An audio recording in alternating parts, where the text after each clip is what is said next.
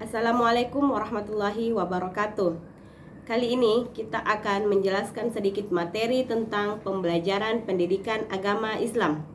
Sebagai pendahuluan, materi atau bahan ajar pembelajaran merupakan suatu yang disajikan guru untuk diolah dan kemudian dipahami oleh siswa dalam rangka mencapai tujuan-tujuan instruksional yang telah ditetapkan. Dengan kata lain, bahan ajar atau materi merupakan salah satu unsur atau komponen yang penting. Artinya, untuk mencapai tujuan-tujuan pengajaran, bahan ajar terdiri dari fakta-fakta, generalisasi, konsep, hukum atau aturan atau sebagainya yang terkandung dalam mata pelajaran. Di samping bahan ajar pelajaran, untuk atau komponen lain yang perlu dikembangkan pula dalam rangka mencapai tujuan-tujuan instruksional ialah kegiatan belajar mengajar. Tanpa adanya kegiatan belajar mengajar yang tepat, sulit bagi siswa untuk dapat memahami materi bahan ajar yang telah disediakan. Selanjutnya, definisi perencanaan. Cunningham mengemukakan bahwa perencanaan ialah menyeleksi dan menghubungkan pengetahuan, fakta, imajinasi, dan asumsi untuk masa yang akan datang dengan tujuan untuk menvisualisasi dan memformulasi hasil yang diinginkan, urutan kegiatan yang diperlukan, dan perilaku dalam batas-batas yang dapat diterima yang akan datang serta usaha untuk mencapainya. Definisi yang lainnya mengemukakan bahwa perencanaan adalah hubungan apa yang ada sekarang atau what is dengan bagaimana seharusnya what should be yang bertalian dengan kebutuhan, penentuan, tujuan, prioritas, program, dan alokasi sumber. Selanjutnya, pengertian perencanaan pembelajaran PAI atau Pendidikan Agama Islam. Pembelajaran atau pengajaran menurut Gedeng adalah upaya untuk mempelajarkan siswa. Dalam pengertian ini secara implisit dalam pelajaran terdapat memilih, menetapkan, mengembangkan metode untuk mencapai hasil pengajaran yang diinginkan. Sedangkan pendidikan agama Islam merupakan usaha sadar yang dilakukan pendidik dalam rangka mempersiapkan peserta didik untuk meyakini, memahami, dan mengamalkan ajaran Islam melalui kegiatan bimbingan, pengajaran atau pelatihan yang telah ditentukan untuk mencapai tujuan yang telah ditetapkan. Selanjutnya, macam-macam perencanaan pembelajaran. Yang pertama ada perencanaan menurut luas jangkauan. Jenis perencanaan pembelajaran menurut luas jangkauan dapat dibedakan menjadi 3 macam, yaitu perencanaan makro, kedua perencanaan meso, yang ketiga perencanaan mikro.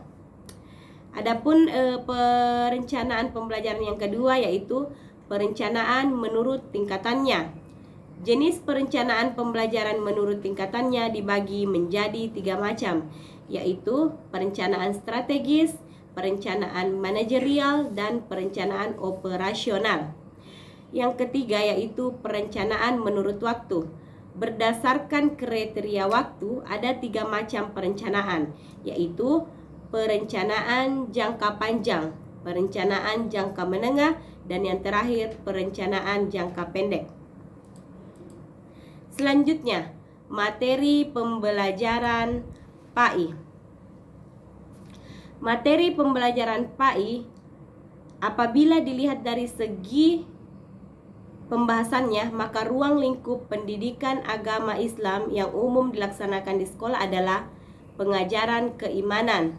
Pengajaran keimanan berarti proses belajar mengajar tentang aspek kepercayaan. Dalam hal ini, tentunya perencanaan menurut ajaran Islam. Inti dari pengajaran ini adalah tentang rukun Islam. Yang kedua, pengajaran akhlak. Pengajaran akhlak adalah bentuk pengajaran yang mengarah pada pembentukan jiwa, cara bersikap individu pada kehidupannya. Pengajaran ini berarti proses belajar mengajar dalam mencapai tujuan supaya yang diajarkan berakhlak mulia. Selanjutnya, pengajaran ibadah.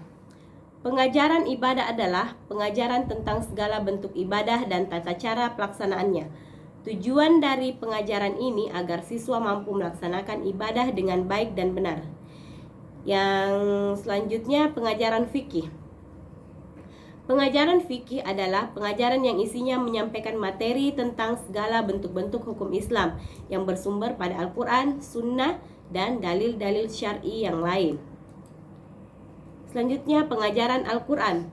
Pengajaran Al-Quran adalah pengajaran yang bertujuan agar siswa dapat membaca Al-Quran dan mengerti arti kandungan yang terdapat di setiap ayat-ayat Al-Quran. Dan yang terakhir adalah pengajaran sejarah Islam. Tujuan pengajaran sejarah Islam ini adalah agar siswa dapat mengetahui tentang pertumbuhan dan perkembangan agama Islam dari awal sampai zaman sekarang, sehingga siswa dapat mengenal dan mencintai agama Islam. Nah, sebagai kesimpulan, perencanaan pembelajaran adalah suatu hal yang sangat penting yang harus dikerjakan oleh setiap guru ataupun calon guru. Jadi, perencanaan pembelajaran berarti pemikiran tentang penerapan prinsip-prinsip umum, mengajarkan di dalam pelaksanaan tugas mengajar dalam suatu situasi interaksi pembelajaran, interaksi guru atau murid tertentu yang khusus, baik yang berlangsung di dalam kelas ataupun di luar kelas.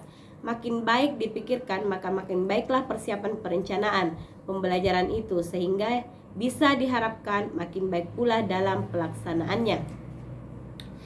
Baiklah, itulah tadi materi pembelajaran pendidikan agama Islam.